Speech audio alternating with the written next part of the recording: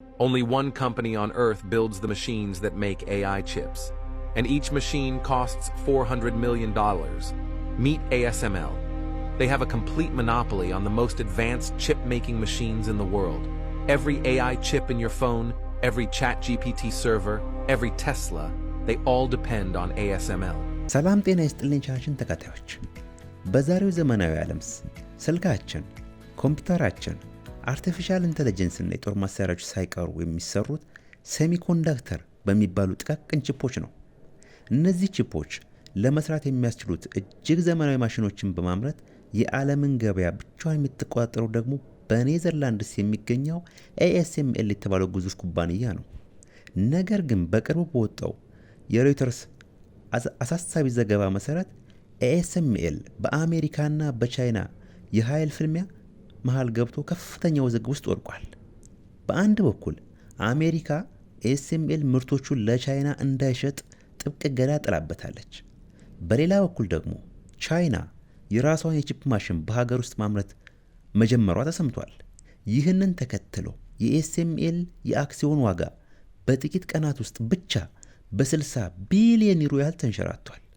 ዛሬ በዚህ ቪዲዮ የዚህ የቢሊዮን ዶላር የቴክኖሎጂ ጦርነት ሚስጥር ምንድን ነው?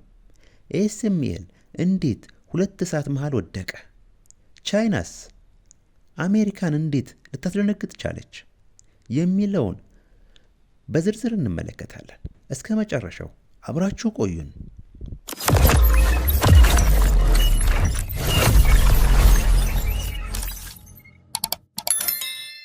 ወደ ዋናው ዜና ከመግባታችን በፊት ለመሆኑ ASML ለምን ያህል ለዓለም አስፈላጊ ሆነ?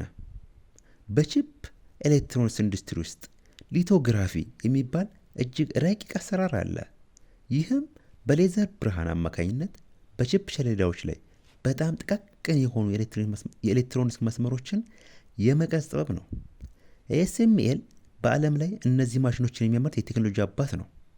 በተለይም ኤክስትሪም አልትራቫዮሌት እና ዲፕ አልትራቫዮሌት የሚባሉ የቺፕ ማሽኖችን በማምረት ASML የዓለምን ገበያ ሙሉ በሙሉ በመሪነት ይቆጣጠራል። ያለ ASML ማሽኖች አፕል፣ ኒቪዲያ ወይም ሳምሰንግ ዘመናዊ የAI ቺፖች ማምረት አይችሉም። በዚህ ምክንያት ASML የአውሮፓ ውድ ኩባንያ ሆኖ የነበረ ሲሆን የሀብት መጠኑም ወደ $1 ትሪሊዮን እየተጠጋ ነበር።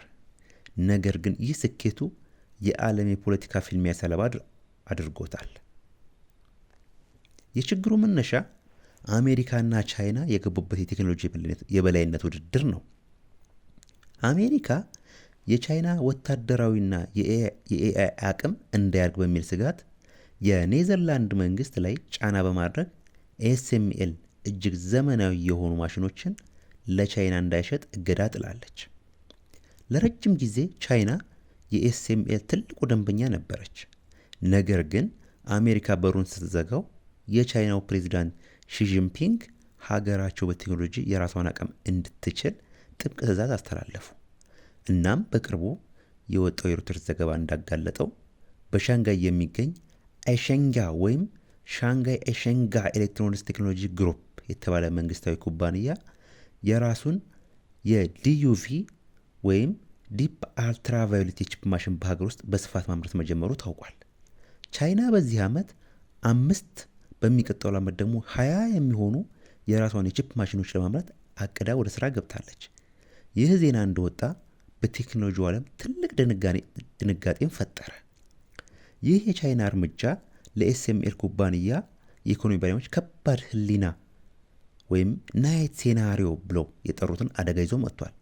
ASML አሁን ላይ በሁለት አቅጣጫ እየተጨፈለቀ ይገኛል። የመጀመሪያው እሳት ወይም አሜሪካ በወጣችው እገዳ ምክንያት ASML ትልቅ የገበያ ድርሻ ያለውን የቻይናን ገበያ እያጣ ነው።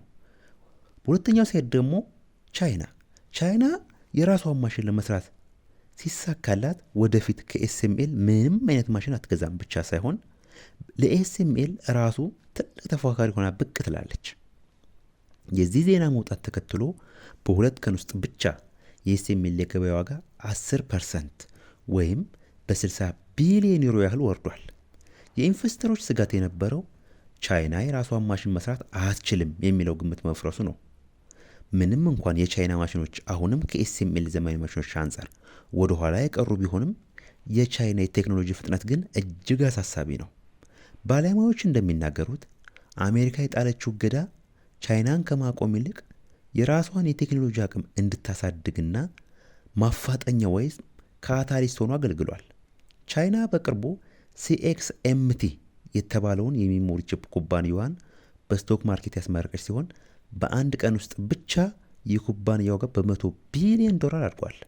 ይህ የሚያሳየው የዓለም የቺፕ ውድድር ከንግድ አልፎ ወደ ሀገራት ህልውናና የቴክኖሎጂ ጦርነት መሸጋገሩን ነው። ተከታታዮቻችን፣ የዛሬው ፕሮግራም በአሁኑ ዘመን የትኛው ሀገር በቴክኖሎጂ ያለው የበላይነት ዘላለማዊ እንዳልሆነና አሜሪካ የጣለችው እገዳ የራሷን ወዳጅ የነበረውን ASML አደጋ ውስጥ እንደከተተው ነው።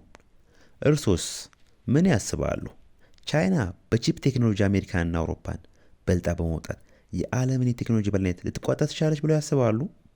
ሐሳቡን በኮሜንት መስጫ ቦታ ላይ ያስቀምጡልን። ቪዲዮውን ከወዳችሁት ላይክ እና ሼር ያድርጉት። እንደዚህ አይነት አዳዲስና ጥልቅ የሆኑ የቴክኖሎጂና የዓለም አቀፍ ዜናዎች በየቀኑ ደርሳችሁ ቻናላችንን ሰብስክራይብ አድርጋችሁ የደወል ምልክቷን ይጫኑ። በሌላ አሪፍ ቪዲዮ እስክንገናኝ ድረስ ሰላም ሁኑ።